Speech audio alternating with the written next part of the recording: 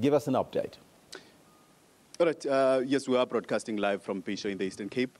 We're in the House of Traditional Leaders dealing with a very sensitive yet very important issue, the issue of traditional circumcision in the Eastern Cape and challenges around it. We know that it has been somewhat marred by the deaths of young men and some others being rushed to hospital in recent years. However, the custodians of this custom remain optimistic that they can still turn the tide and maybe reduce drastically the number of deaths, if not curb the carnage altogether. However, to speak more about this, we are now joined by the leader of the Eastern Cape House of Traditional Leaders, that's Unathi Binqose. Chief, good morning and welcome to AM Live.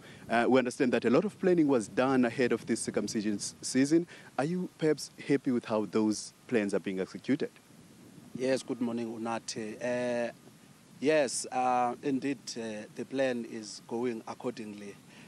But despite the fact that we have two deaths right now, one from PSJ, that is in OR Tambo and Buffalo City, we had plans. Our plans started early this year, around about September, back in September, where we visited traditional councils, all traditional councils, to meet the communities so that we discuss all challenges. You will remember and recall in June we had 42 deaths and a number of amputations, and that made us as House of Traditional Leaders to become more proactive in this program. Now we've met communities in OR Tambo and Alfred Nzo, and they have made us aware that there are challenges on the ground. For instance, one of the challenges that hinders our program is that there are no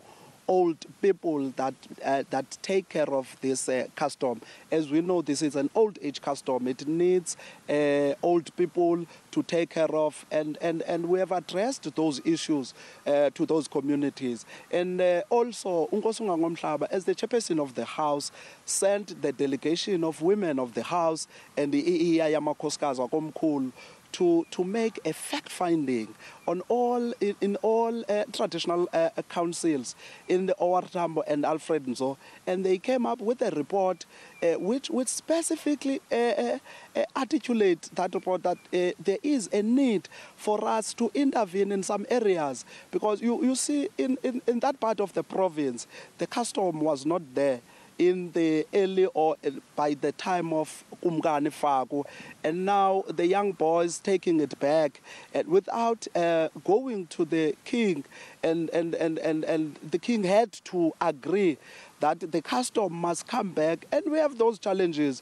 where you see most of the people, especially the old ones, do not take or they are not involved in the custom. What we are trying to do now, we are trying to call upon communities, traditional leaders, and churches to be involved in this custom. That's what we are doing right now. All right, so what is it that we're not doing right, that we keep on talking about the same things each time the circumcision season comes around? I mean, we've heard most recently about an illegal circumcision school at Kwalekhana, where there's a 12-year-old. Yes. I think we have a challenge here in this province. There are bogus traditional surgeons, those people, and mushrooming of initial heads, and that makes us to think otherwise, because you see our plans are based on a community-based plan, because we have established forums in those areas so that at least we have a section or a team that will control the circumcision, but it doesn't go as we planned. That is one of our challenges, and that makes those bogus traditional surgeons to emerge, and they make us worry. They worried us, because you see at some stage, in fact right now as we are talking, there are traditional surgeons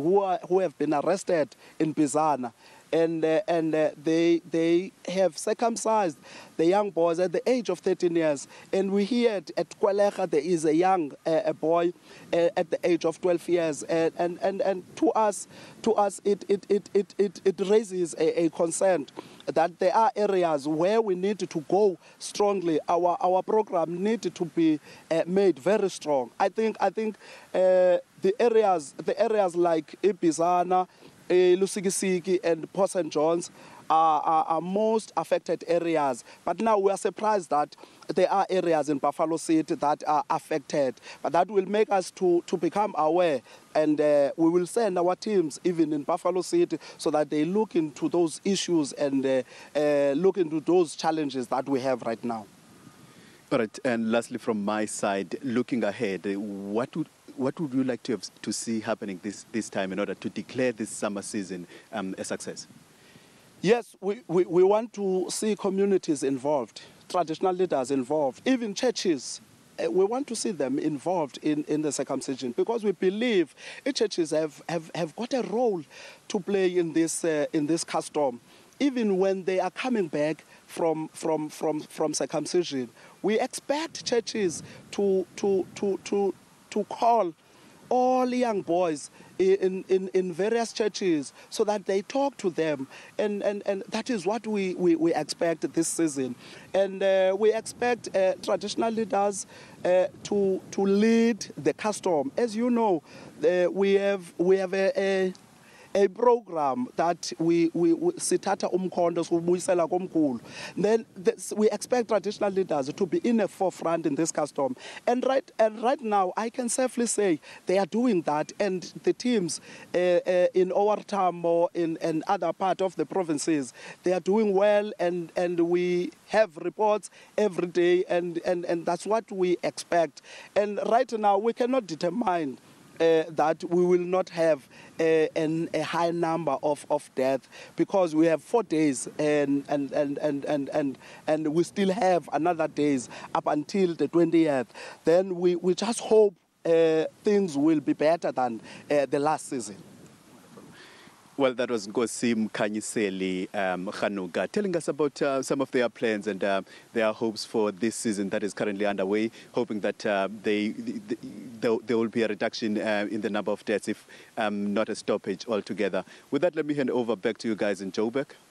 Thank you, Unathi. That was our reporter on the scene, Unathi Binqose.